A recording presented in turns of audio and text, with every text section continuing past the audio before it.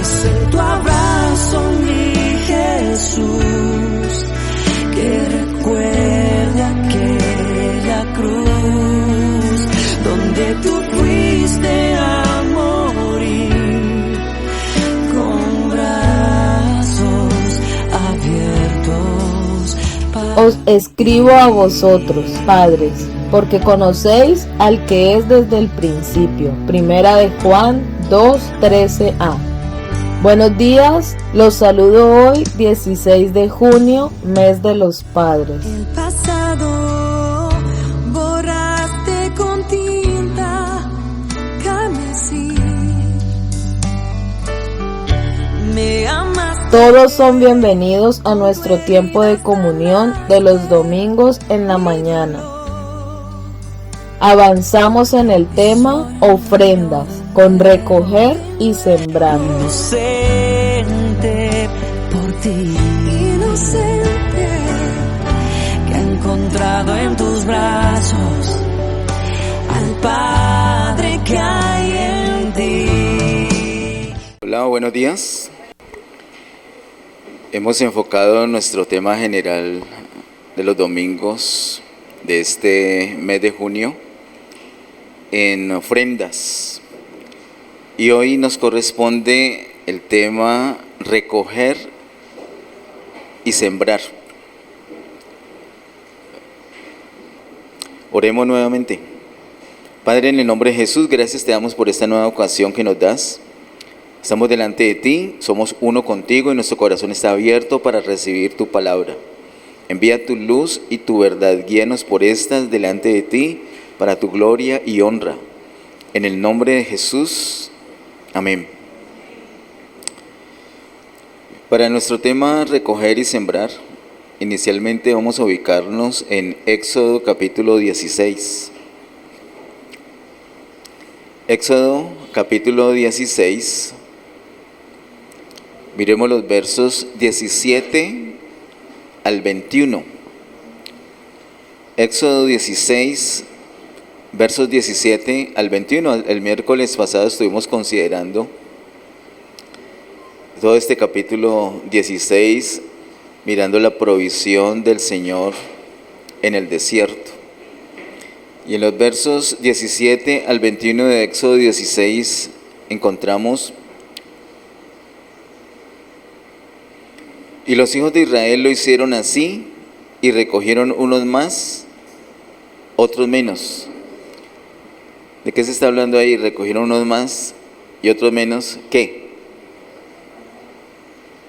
¿Qué recogieron? Maná, ¿cierto?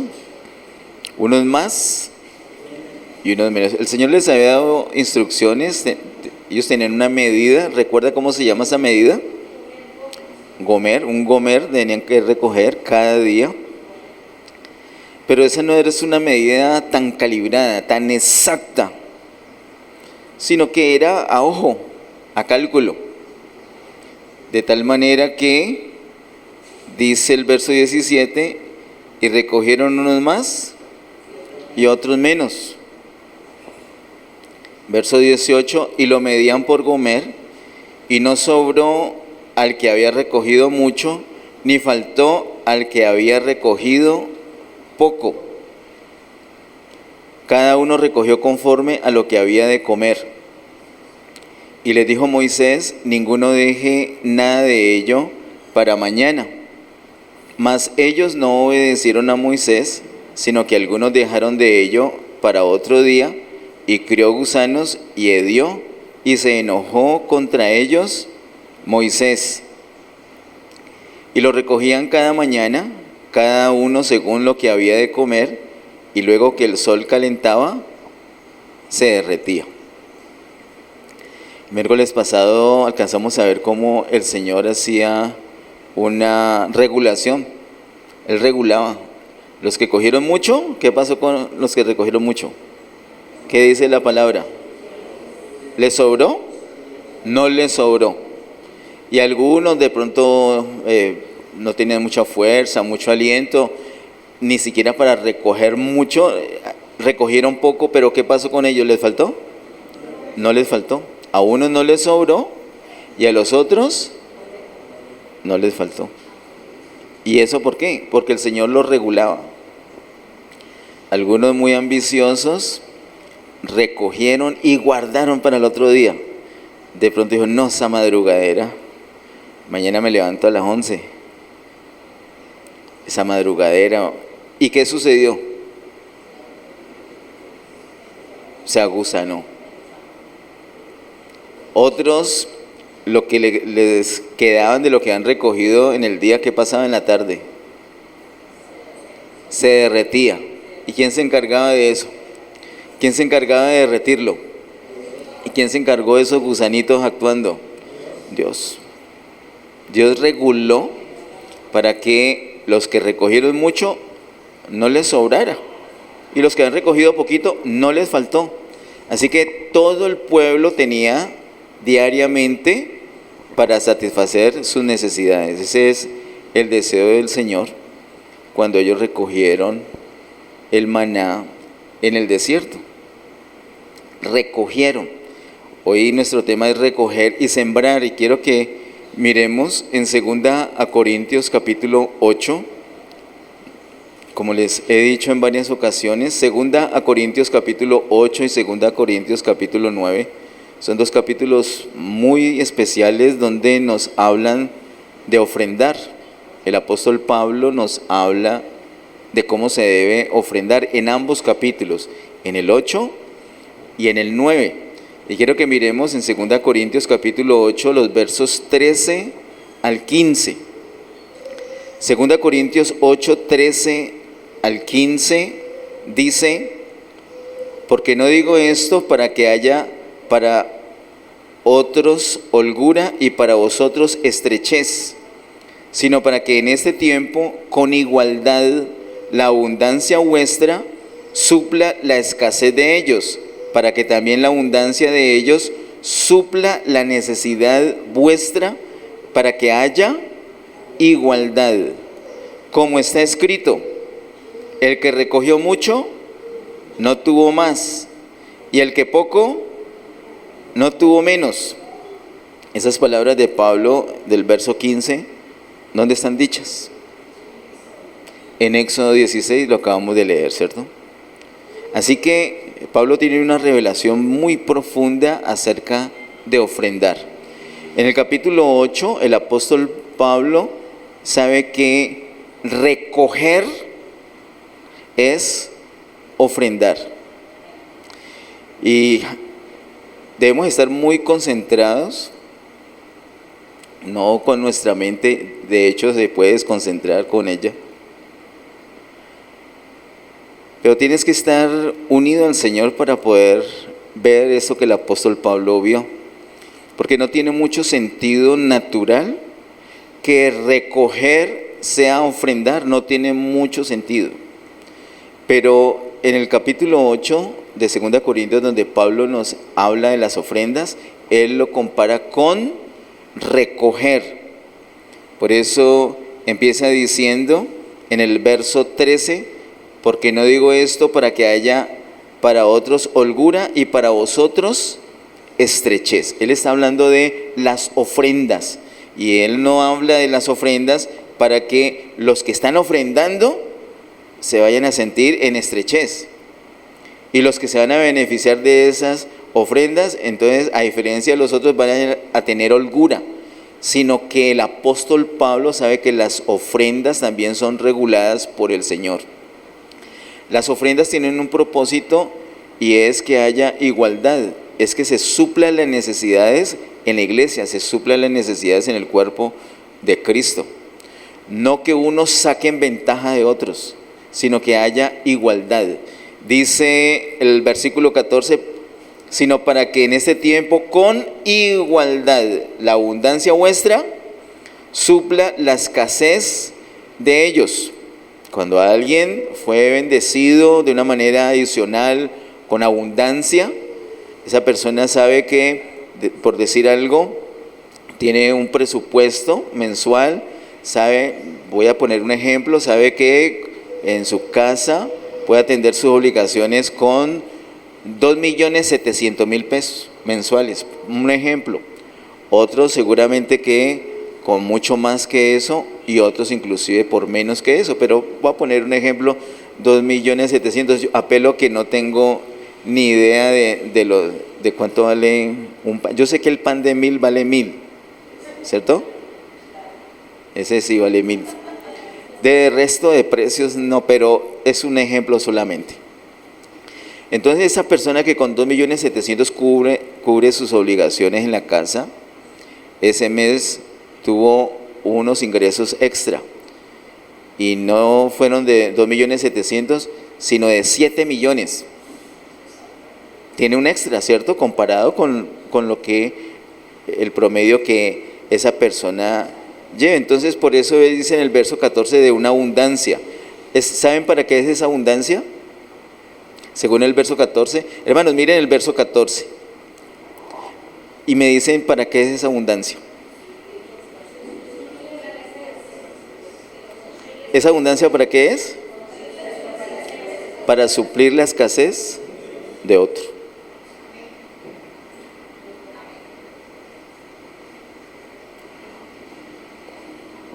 ¿O es para que lo ahorre?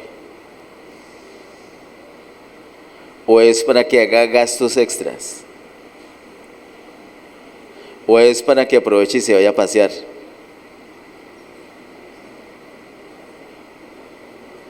Hermanos, leyendo estos dos capítulos, y no es de ahorita, es de hace muchos años que estamos leyendo estos dos capítulos, no sé si alguien lo tiene presente, hace muchos años. Quiero decirles que tenemos mucho que aprender. Como iglesia tenemos mucho que aprender. Y en este momento empieza la misma lucha de los 2 domingos anteriores, porque el ofrendar es una obra de gracia, lo cual va en contra de la carne. Y tu carne, mi carne, nuestra carne, sufre solamente con la idea de dar. Y si es dar generosamente, peor. Y no siempre se manifiesta ese dolor de la carne con avaricia, sino con miedo, con ansiedad. ¿Por qué no doy? No porque soy avaro, sino porque me da miedo, de pronto me falta.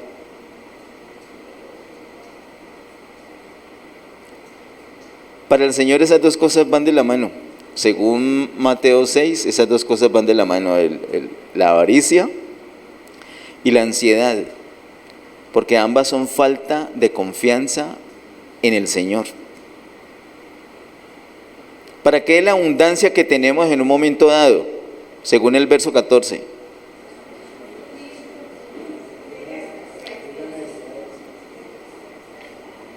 La abundancia vuestra supla la escasez de ellos.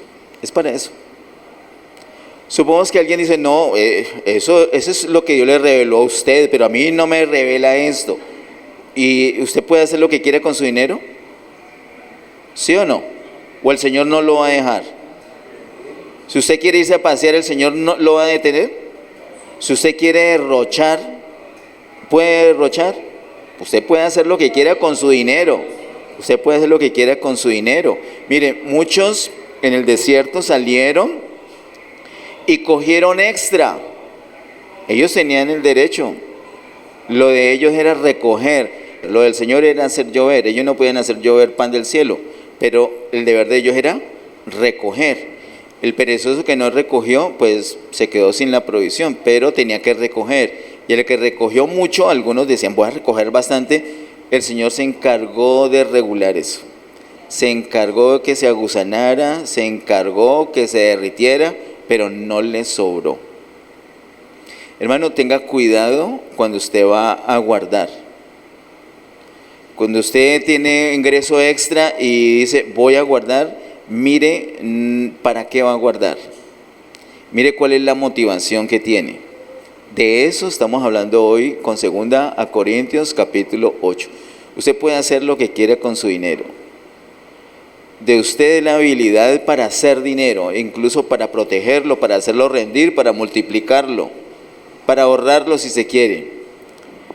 Y del Señor es el poder de hacerlo literalmente volar. se te pincha la misma llanta más de una vez, te enfermas, te engañan en un negocio, te hacen una trampa, se te pierde el dinero, te pasa lo que sea te pasa. El Señor tiene el poder de hacerlo y lo seguirá haciendo una y otra vez, porque el Señor tiene un propósito con el maná, y es que todo su pueblo tenga la provisión, y al que cogió más, no le sobró, y al que cogió menos, no le faltó. Y el Señor ahora le muestra al apóstol Pablo que ese recoger, esa es la primera parte de nuestro tema de hoy, ese recoger equivale a ofrendar. Diga, ofrendar es recoger. Cuando estás ofrendando, estás recogiendo. Algunos piensan que al ofrendar están perdiendo. No están perdiendo, están recogiendo. El recoger tiene un propósito, y es suplir las necesidades del pueblo. Hermano, quiero darte una noticia. Ahora eres del pueblo de Dios. Antes no, pero ahora eres del pueblo de Dios. Es verdad. No es una cosa simplemente mística, es una realidad. Hay un cuerpo, hay un pueblo, hay una familia de Dios. Y hay unas leyes que operan al interior del cuerpo de Cristo. Una de esas leyes es el recoger. Hay dos maneras como las personas podemos subsistir, solamente dos maneras desde el principio. Al principio, el Señor puso a Abraham en un huerto para que lo labrara. ¿Recuerda eso? Entonces, así era desde el principio. Él labraba, él sembraba una semilla, la cultivaba y luego cosechaba, y así tenía su sustento. Así era. Pero cuando les tocó pasar por el desierto, ellos ya no podían hacer eso. ¿Qué era lo que podían hacer en el desierto? ¿Qué les puso a hacer el Señor? A recoger. Los puso a recoger. El Señor hizo llover maná y ellos solamente tenían que recoger. Así que esa es la otra manera. Una manera es sembrando y la otra manera es recogiendo. Cuando nosotros sembramos es una ley natural. Lo que pasa es que es una ley natural establecida por el mismo Dios. Si tú siembras, ¿qué va a suceder? Vas a recoger, vas a cosechar. Si tú siembras, eso va a germinar, eso va a dar un resultado, y con el tiempo vas a cosechar. Pero hay unos momentos donde no se puede sembrar. Hay unos momentos donde se necesita que la provisión sea netamente milagrosa. Vuelvo a decir, la siembra es una ley establecida por Dios.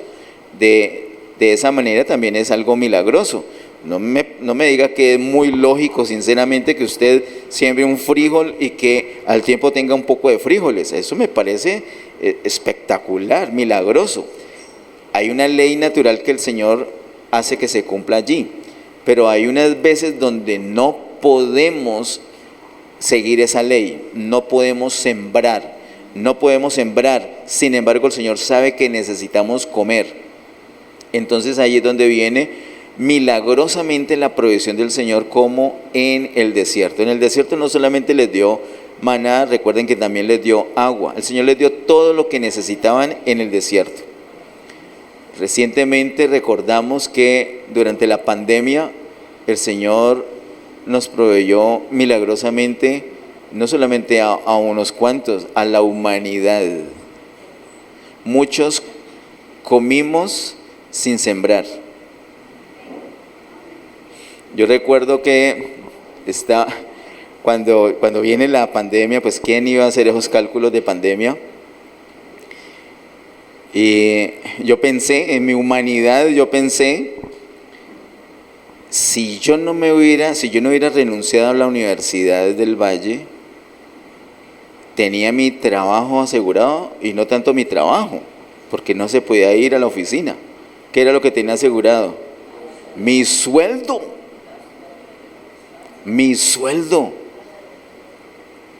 todos los beneficios, todo lo tenía allí, guardadito. Y ellos que son bien celosos para cumplirle a uno con el sueldo, ahí tendría mi sueldo. Y ahora, pero ¿qué iba a calcular que iba a venir pandemia? Yo creo que si hubiera calculado la pandemia no renuncio todavía.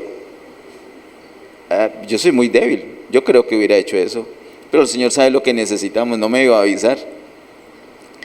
Y entonces estoy en la casa sin sueldo. Y de ñapa, algunos hermanos dijeron, bueno, sálvese el que pueda. Yo no mandé a este a renunciar. No se recogerán ofrendas. Yo a este no lo mandé a renunciar a la universidad. Sálvese el que pueda. Entonces muchos vieron por sí mismos. Y entonces se puede sentir de manera natural un desamparo. Y entonces, si no se trabaja, si no se tiene sueldo, ¿cómo se alimenta? ¿Y cómo se alimenta una familia? ¿Eso es posible o eso es imposible? Humanamente, imposible. Pero para Dios, todo es posible. Y comí, y mi familia comió, y creo que tú comiste, y creo que tu familia comió. Muchos de nosotros comimos sin haber sembrado. Es como en el desierto, y el Señor nos dio una palabra en noviembre del 2019 para el 2020, y fue que el 2020 era el año de jubileo. Y en jubileo aprendimos que se come sin sembrar. Y eso es por el poder de Dios. No sabíamos que vendría una pandemia, pero el Señor ya nos había anticipado esa palabra. Y lo experimentamos, fue una realidad. Muchos, claro, también tomaron de sus ahorros y todo eso. Algunos habían ahorrado, no habían repartido, no habían dado, habían ahorrado. Entonces el Señor se encargó de que ese excedente volara. Al que recogió mucho, no le sobró, y al que poco, no le faltó. Hemos visto varias muestras, no solamente allí, luego en la campaña presidencial del actual gobierno, en el abril y mayo, campaña bastante anticipada, fue traumático. Muchas personas quebraron en sus negocios, muchas personas perdieron sus casas, sus carros que estaban pagando, pero el Señor nos sustentó nuevamente. El Señor lo volvió a hacer y lo volverá a hacer. El Señor se encarga de regular. Hay dos maneras como el Señor tiene establecido que vamos a subsistir. Una es por la ley de la siembra que Él mismo hace que se cumpla, y otra es porque recogemos milagrosamente lo que no sembramos. Israel en el desierto recogió, y el apóstol Pablo aquí en 2 Corintios 8 nos dice que recoger es ofrendar. Desde que estamos recogiendo, el enfoque no es la avaricia, el enfoque no es guardar para nosotros, el enfoque no es tener mucho miedo, voy a acumular lo que más pueda. Usted recuerda cuando hemos tenido ese anuncio de pandemia, pero antes de eso, anuncios de actos vandálicos, que se iban a cerrar los centros comerciales. ¿Recuerda la carrera de muchas personas en los centros comerciales para amontonar papel higiénico? Dios mío bendito, no importa que se vaya el agua, pero papel higiénico vamos a tener. ¿Recuerdan eso? Y ahí me dio susto, y ay Dios mío, ¿y si nos quedamos sin papel? Pero era una cosa de locos. Así somos. Entonces cuando tenemos la oportunidad, cuando tenemos allí, vamos por la calle y nos empezamos a encontrar un poco de dólares por ahí tirados, mejor dicho, paramos, dejamos lo que estamos haciendo y nos buscamos la bolsa para echar lo que más podamos. Estamos recogiendo y nos decimos, eso es maná. Recuerden, hermano, que es muy importante la motivación con que hacemos las cosas. ¿Para qué es? ¿Es para tu avaricia? ¿Es para satisfacer tu ansiedad? ¿Es para compensar tu desconfianza de Dios? ¿O es que vas a invertir un proyecto para el Señor? Quiero recordarles un testimonio que está en Génesis capítulo 4. Vamos a mirarlo, por favor. Realmente son dos testimonios. Génesis capítulo 4, el verso número 2. Génesis 4:2 dice: después dio a luz a su hermano Abel, y Abel fue pastor de ovejas, y Caín fue labrador de la tierra. A la altura del verso 2 ya se está hablando que hicieron ofrendas. A la altura del verso 2 ya ofrendaron. No han ofrendado. Ofrendan más adelante. En el versículo 3 Caín toma la iniciativa de ofrendar. En el verso 2 todavía no se está hablando de ofrendas. Sin embargo, en el verso 2 ya se ve la motivación de Caín y ya se ve la motivación de Abel. ¿Por qué? Porque dice que Abel fue pastor de ovejas. La motivación de Abel, ¿cuál era? Satisfacer los deseos de Dios. Lo vimos acá. Lo vimos el primer domingo, ¿recuerdan? Con las ofrendas en cuanto a Caín y Abel. ¿Y cuál era el deseo de Caín? Porque ¿a qué se dedicó Caín? Caín fue labrador de la tierra. ¿Cuál era el enfoque de Caín? No, pues no se pueden comer animales. ¿Para qué voy a criar animales? Voy a cultivar la tierra para asegurar mi sustento. Desde el momento del trabajo mismo ya hay un enfoque de Abel, y desde el momento del trabajo mismo ya hay un enfoque de Caín. Hermanos, el ofrendar no empieza en el momento que sale el anuncio, que algún hermano va a ministrar las ofrendas desde acá. El ofrendar empieza desde el momento en que te estás ganando el sustento. El momento que estás trabajando juicioso, que estás luchando por un ascenso. ¿Para qué es el ascenso? ¿Cuál es tu motivación? ¿Vas a trabajar unas horas extras? ¿Cuál es tu motivación? ¿Vas a cambiar de empleo para mejorar tu sueldo? ¿Cuál es la motivación detrás de eso? ¿Es una motivación parecida a la de Abel o es una motivación parecida a la de Caín? ¿Estás angustiado porque no tienes que darle a tus hijos? ¿O estás enfocado en satisfacer al Señor? Esos son los dos caminos que tenemos. Desde el momento de recoger, tenemos que tener el enfoque correcto, y es hacer la voluntad del Señor. La voluntad del Señor con las ofrendas es que al que tiene mucho no le va a sobrar, y al que tiene poco no le va a faltar. Ese es el enfoque. Por eso ofrendar es recoger. Miremos por favor en 2 Corintios capítulo 9. 2 Corintios capítulo 9. Vamos a ver varios versículos, inicialmente el verso 6. 2 Corintios capítulo 9, verso 6. Les recuerdo nuevamente que estos dos capítulos 8 y 9 de 2 Corintios nos habla el apóstol Pablo acerca de las ofrendas. En 2 Corintios capítulo 9, verso 6 dice: pero esto digo, el que siembra escasamente, también segará escasamente, y el que siembra generosamente, generosamente también segará. Esos versículos los tenemos así separaditos con esas comitas, porque es importante detenernos un poco en cada uno de ellos, empezando por el verso 6. 2 Corintios 9 nos revela que ofrendar también es sembrar.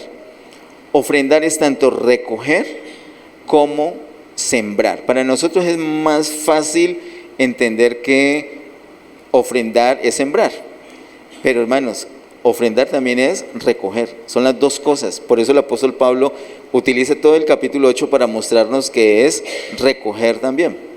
Ahora en el capítulo 9 nos muestra que es sembrar, y en el verso 6 empiezan unas claves que son muy determinantes. Insisto esto con tu mente natural, simplemente te vas a comportar como un griego y vas a reaccionar como un griego y vas a decir, esto es una tontería, y no te culpo, porque hay unas cosas que no tienen mucho sentido naturalmente. Pero aquí no estamos hablando de nada natural. Hace 8 días precisamente vimos que las ofrendas es un milagro. No hay manera de ofrendar sin que se esté manifestando un milagro de Dios. El verso 6 dice, pero esto digo, el que siembra escasamente también segará escasamente, y el que siembra generosamente, generosamente también segará. Cuando nosotros sembramos, somos nosotros los que tenemos que mostrar nuestra generosidad. Después que eso suceda, nosotros vamos, como dice el versículo 6, vamos a segar generosamente. Cuando estamos segando, cuando estamos recogiendo el producto de esa siembra, el que muestre la generosidad es Dios mismo. Si miramos ligeramente ese versículo 6, podríamos pensar, ahí tengo mi emprendimiento, ahí tengo mi forma de hacer dinero, mejor que un multinivel. No es sino sembrar generosamente, ¿para qué? Para segar generosamente. Entre más ofrende, entre más plata dé en la ofrenda, más plata voy a ganar. Amén. Eso naturalmente. Y muchos han intentado hacerlo y seguramente que les ha funcionado por un tiempo. Por un tiempo. Porque hay que mirar todo el contexto, todo el versículo, no un pedazo del versículo. ¿Qué es eso de sembrar generosamente?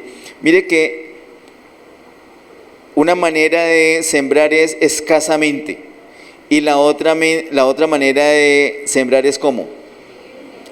Generosamente.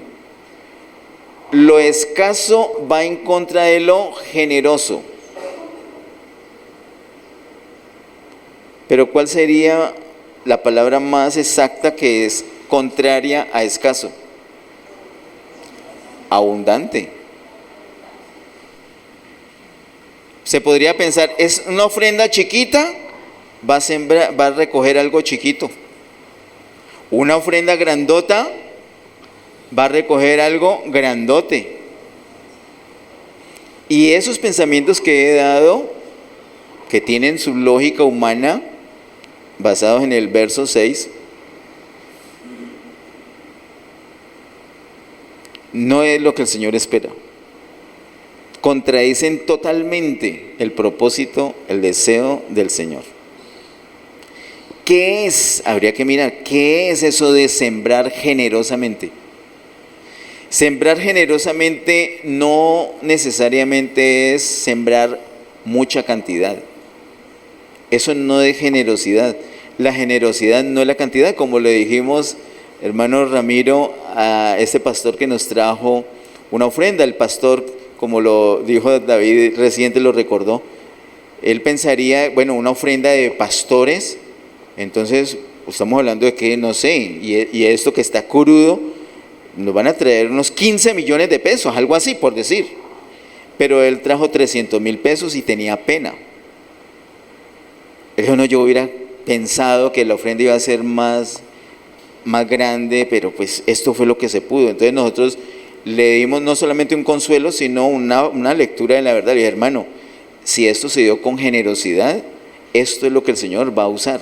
Porque el Señor no usa la cantidad, el Señor usa la generosidad.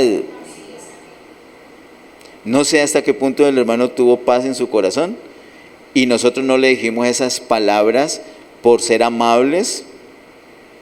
Pues sí queríamos ser amables, pero no, esa no era la intención era mostrarle la realidad. Y esto que vemos acá muestra esa realidad. Acá no es, esto no lo tenemos porque usted dio un mundo de plata. Hermano, ¿usted cree que usted dio un mundo de plata? Usted no dio un mundo de plata. Usted lo que dio fue con mucha generosidad. Entonces, generosidad no implica que es mucha la cantidad. Generosidad implica otra cosa. Dar con generosidad es, escúcheme, lo hemos hablado en otras ocasiones, es dar de tal manera que procuramos la máxima bendición para otros. Eso es dar con generosidad. Dar procurando bendecir lo más que pueda. ¿A mí mismo? No. A otros. Entonces cuando alguien ve el verso 6 a la ligera y dice, entonces voy a dar, yo necesito plata. Y esto es una inversión. Las ofrendas, eso es una inversión. De hecho, muchos han enseñado que las ofrendas son una inversión. El Señor les habrá revelado, no sé qué Señor revela eso, porque acá hay otra cosa. Entonces dan mucha plata esperando que recibir mucha plata. Y yo imagino al Señor como el muñequito de WhatsApp, dejando que el otro deje su plata ahí, porque está dando generosamente. No, está dando con avaricia. ¿En qué está pensando esa persona? ¿En bendecir lo más que pueda a otros? No, en bendecir lo que más pueda a sí mismo. Y eso no es generosidad, eso se llama avaricia. Dar con generosidad es que yo voy a dar lo que más pueda, pero mi motivación ¿cuál es? Bendecir lo que más pueda a otro. La otra vez decía un ejemplo, creo que eso está en una prédica del 2022 tal vez, que vemos una persona que necesita unos zapatos. Esa persona necesita unos zapatos, pero dirá que le voy a conseguir unos zapatos, pero no le va a conseguir cualquier zapatos. Le va a conseguir unos bien bonitos, bien finos, cómodos, para que la persona no solamente tenga zapatos, sino que los disfrute, se sienta rico con los zapatos.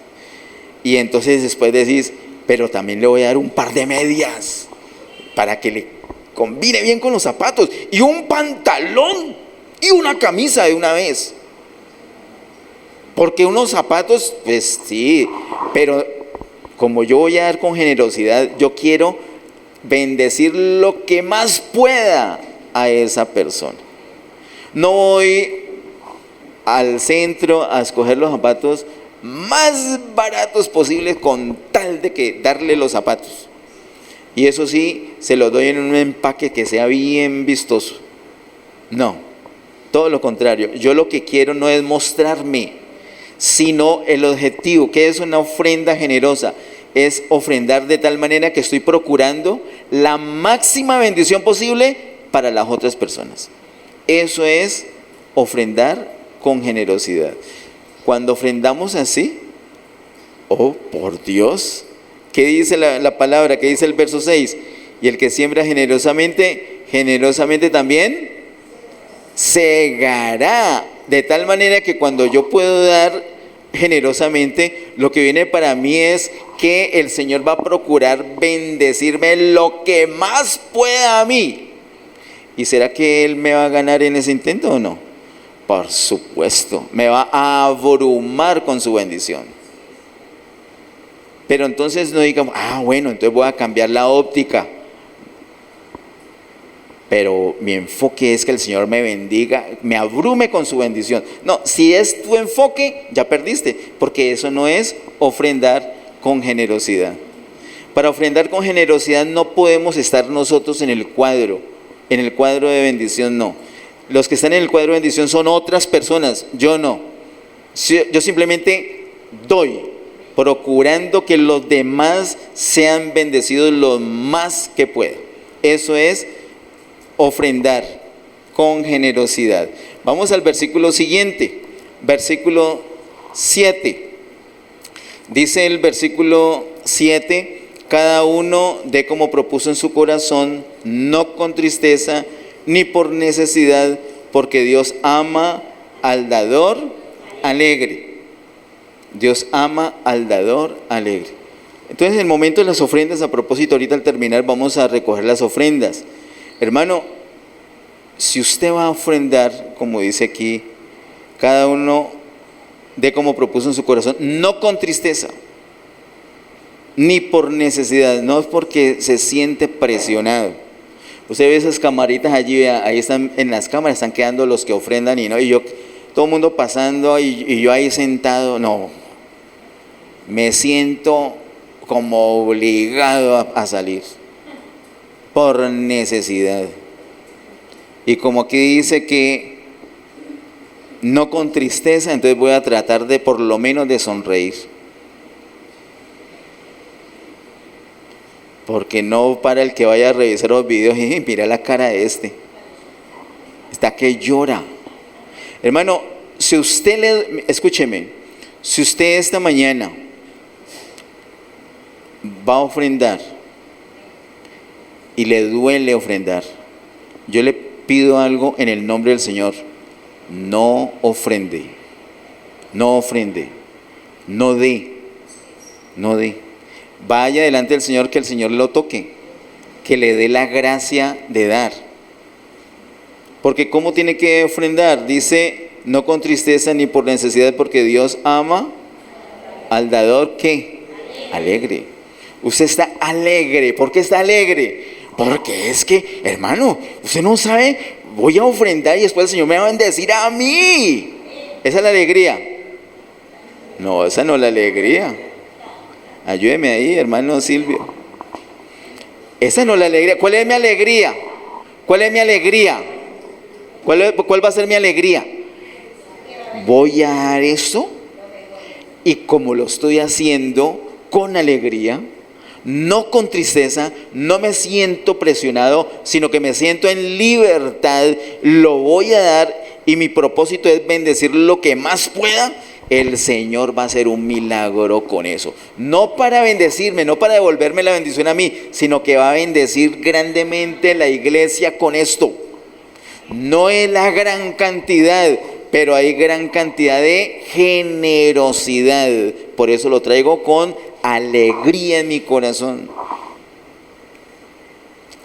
Saben que cuando el Señor nos toca, nos da la gracia para dar, inmediatamente hacemos un propósito en el corazón. Yo creo que a muchos les ha pasado. Uy, no, voy a dar 7 millones. Necesito dar 7 millones. Yo no sé, el Señor me los va a dar. Pum, el Señor se los dio. Y después dice, bueno, 6 millones también está bien, porque voy a usar 1 millón para esto. Bueno, voy a usar 4 millones y medio voy a dar, porque 1,5 millones voy a... Bueno, una ofrenda de 3 millones está bien, porque es que necesito 4 millones para invertirlo y después doy más. Entonces, hacemos un propósito en el corazón y luego con nosotros mismos empezamos a regatear. Y finalmente no damos lo que habíamos propuesto inicialmente en nuestro corazón. Es como cuando tienes que orar por los enfermos.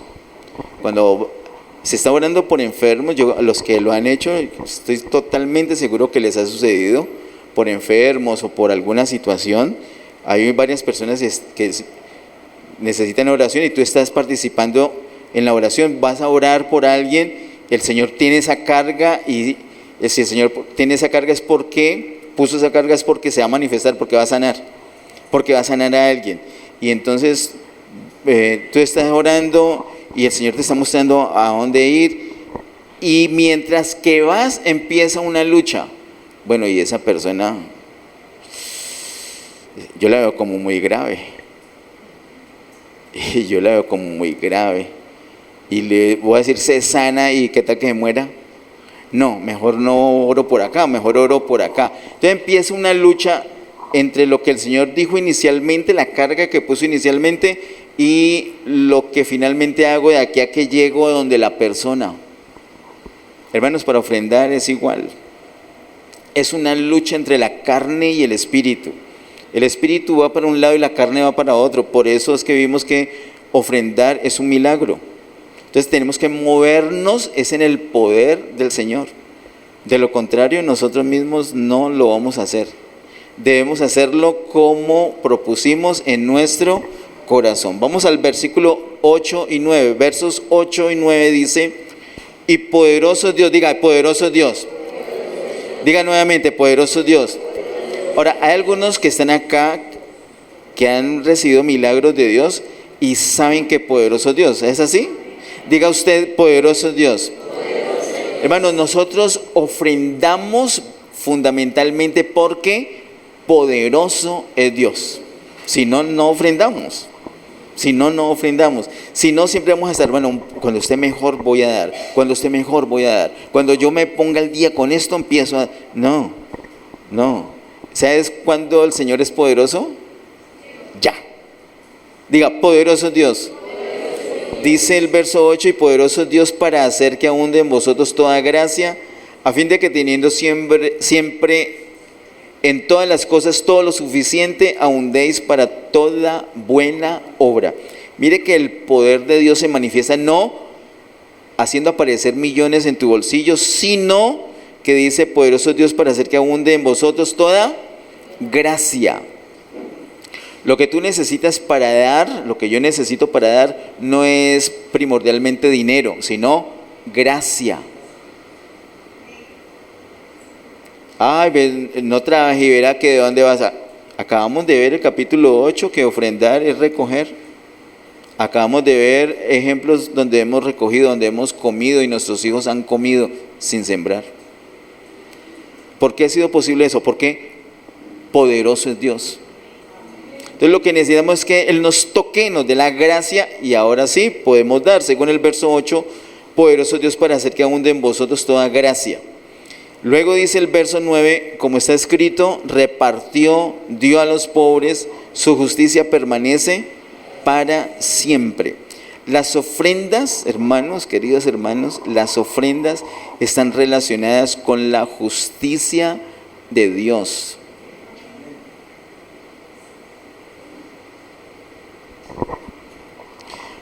Ofrendar es una obra de justicia.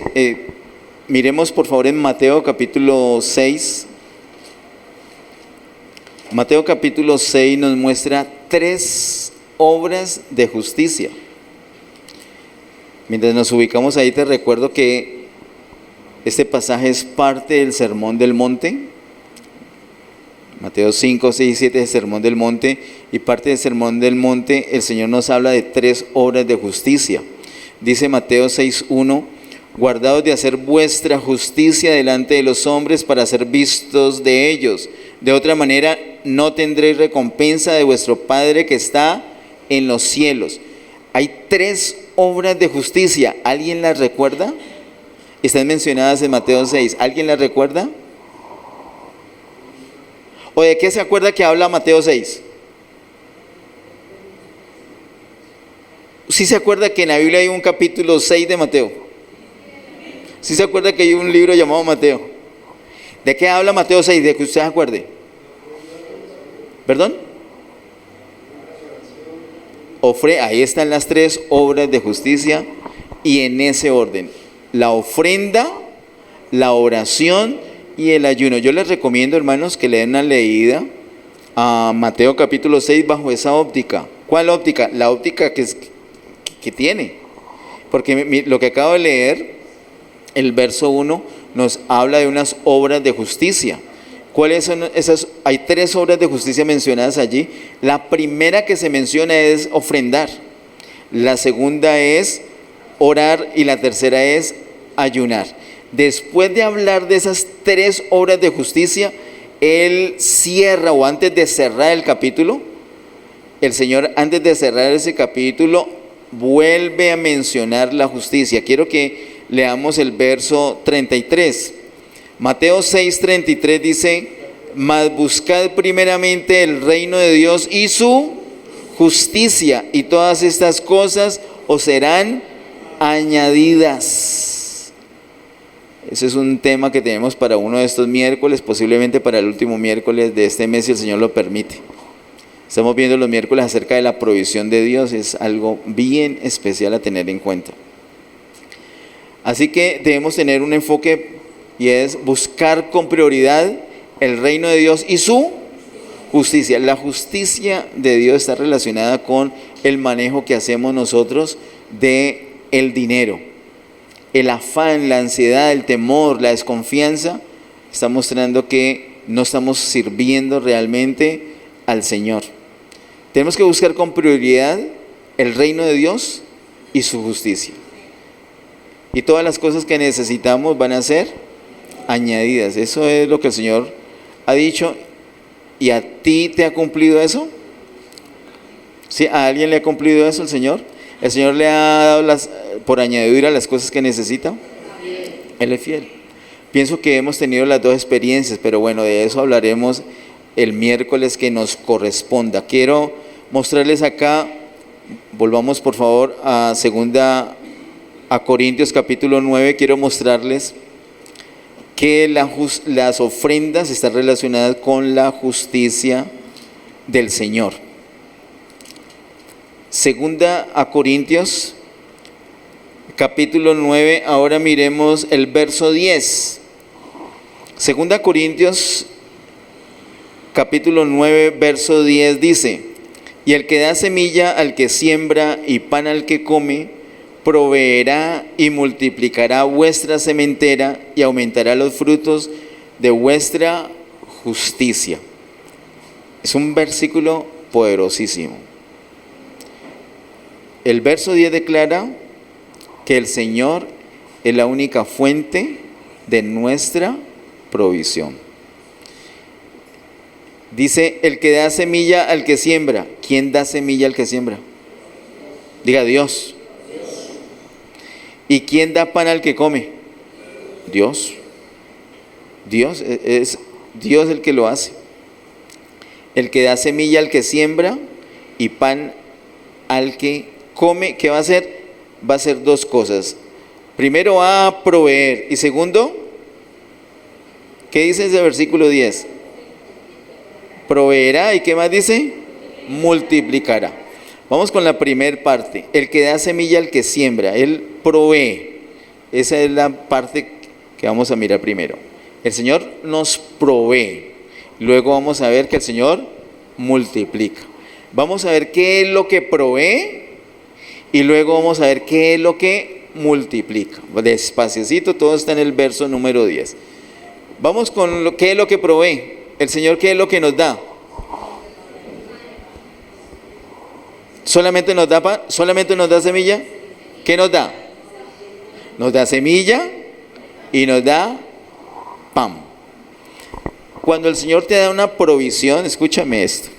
Cuando el Señor te da una provisión, te llegó el sueldo, te consignaron, o yo no sé cómo te llega el dinero, te llegó el sueldo. O te dieron el subsidio, o la pensión, o la donación, o qué sé yo. Te llegó unos ingresos. ¿De dónde provienen esos ingresos? De Dios. Muy bien. Parte de esos ingresos, ¿cómo se llaman según el verso 10? Versículo 10 dice, el que da semilla. Parte de esa plata que te llegó se llama ¿cómo? Semilla. Y la otra parte de lo que te llegó se llama ¿cómo? Pan. Entonces, cuando te llegan tus ingresos, te llega semilla, una parte de semilla, y la otra parte ¿qué es? Pan. Es obvio que la semilla es ¿para qué? Para sembrar. ¿Y que el pan es para qué? Es obvio. Sin embargo, por favor, con mucho respeto, mire a la persona que está cerquita, tóquele el hombro y dígale, el Señor sabe lo que necesitamos.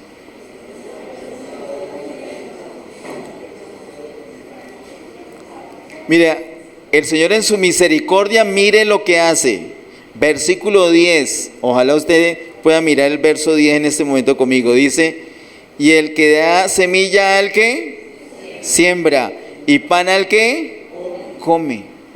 Aunque es evidente que la semilla se siembra y que el pan se come, aunque es evidente, aún así el Señor, ¿qué hace? Lo deja escrito, explícito, para que tú y yo no nos dejemos convencer de la carne. ¿De qué nos ha convencido la carne? Que todo lo que el Señor nos da, ¿qué cuento de semilla? Eso es pan. ¿Eso es verdad? ¿Eso es verdad? No. Entonces, no caemos en esa trampa. Eso es una mentira. Es semilla y es pan. Pero el diablo es bien fregado. Y sabe que la carne es débil. Y entonces tenemos claro que una parte es semilla y la otra parte es pan. Pero entonces te dice, el Señor sabe tu necesidad. Estás pasando por un momento de estrechez en este momento. Te puedes comer la semilla. Pero la semilla el Señor ha dicho explícitamente que es ¿para qué? Para sembrar. Y la carne o el diablo te está diciendo que te las puedes ¿qué? Comer. Y entonces en medio de la necesidad tú le dices al diablo, le dices, amén, amén, me voy a comer la semilla. Pero el Señor ha dicho que la semilla es ¿para qué? Para sembrar. Entonces la semilla no la sembraste, sino que te la comiste. Y en junio quedaste así como, ¿cómo es que dice esa canción? Cuero estirado, nadie cayó. Hermanos, se han consagrado bastante. Bueno, si usted no sabe de qué dice la canción, menos yo. No, Dios nos libre. El caso es que junio te comiste la semilla y quedaste satisfecho. Y viste cómo tus hijos comían semilla y gloria a Dios, Señor es misericordioso. Me dio pan y me lo comí juiciosamente y también semilla, gloria a Dios, me la comí. Pero no sembraste porque te la comiste. Entonces, ¿qué vas a cosechar? ¿Qué vas a cosechar de eso? Nada. ¿Por qué? Porque el Señor es infiel. Porque el Señor no es poderoso. No, ¿por qué? Porque te comiste lo que no te tenías que comer. La semilla no se come. Dígale a la persona que está ahí, la semilla no se come. Venga, dígale 3 veces, la semilla no se come.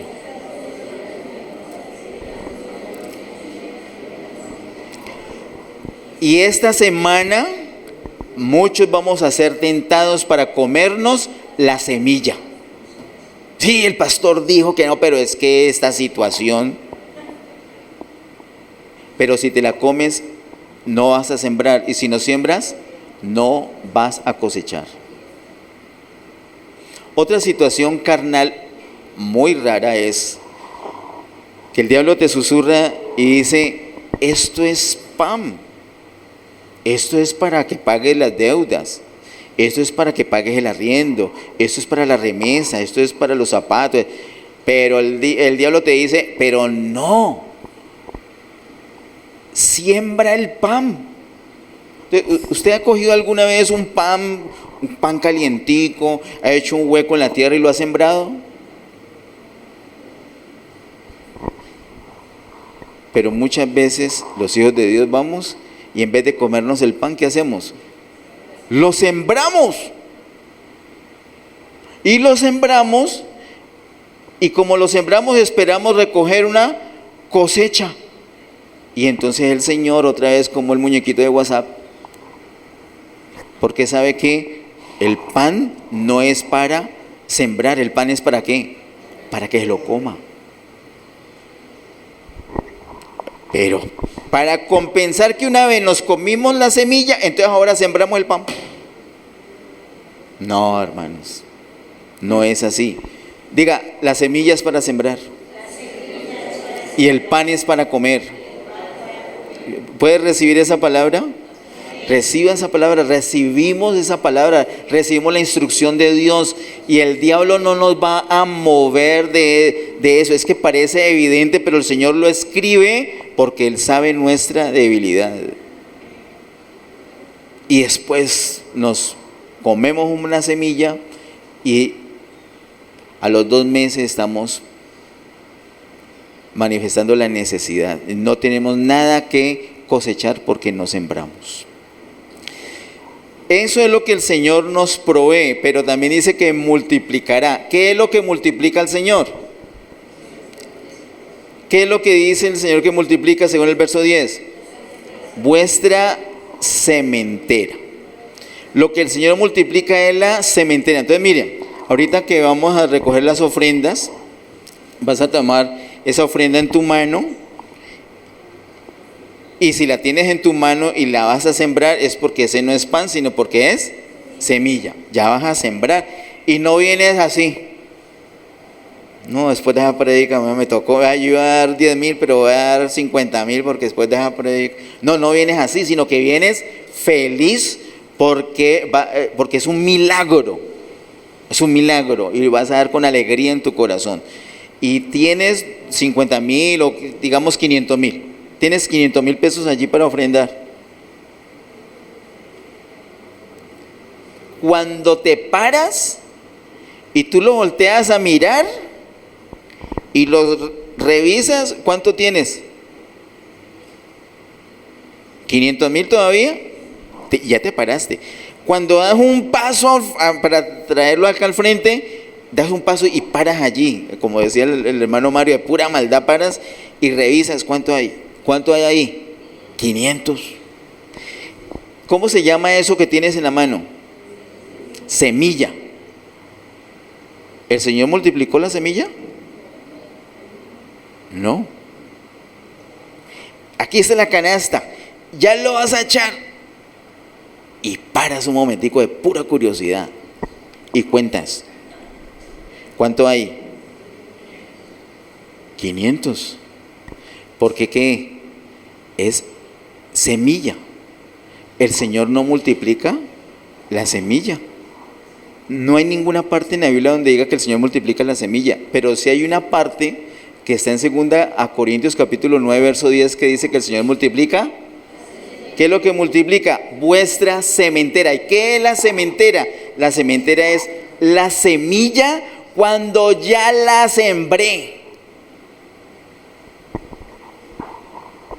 La semilla sembrada se llama sementera. ¿Cómo creen que resultó todo esto? De semillas sembradas que el Señor multiplicó.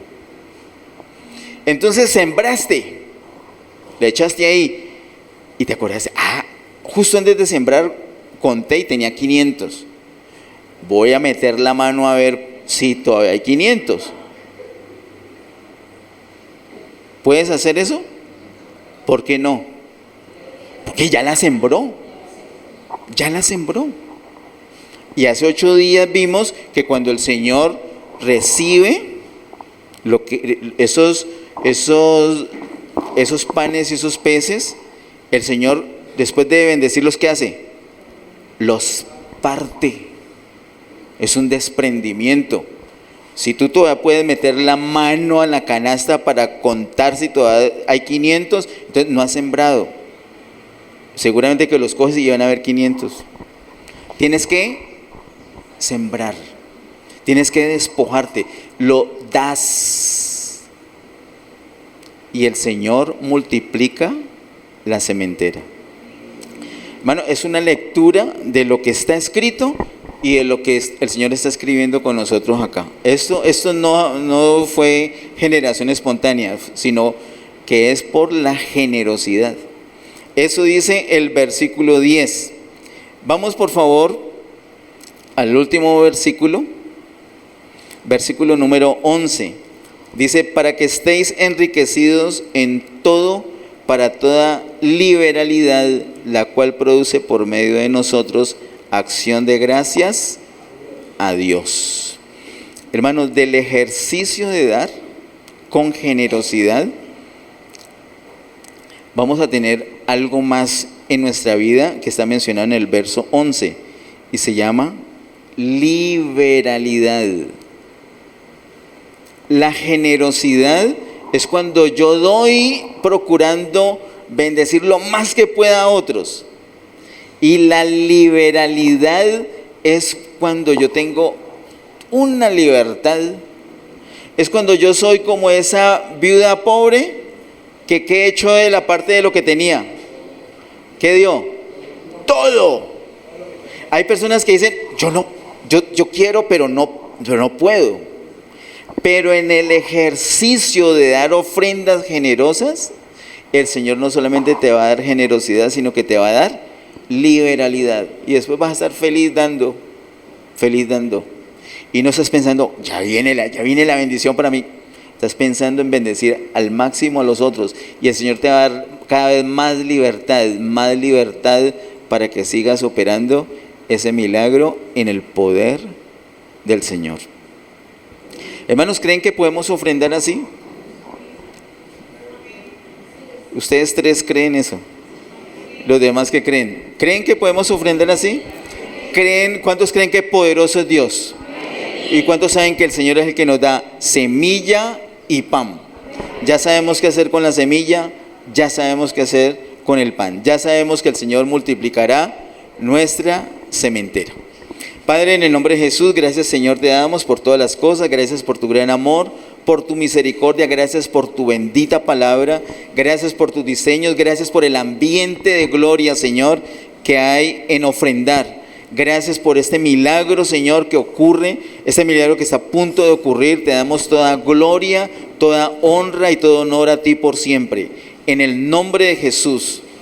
Amén.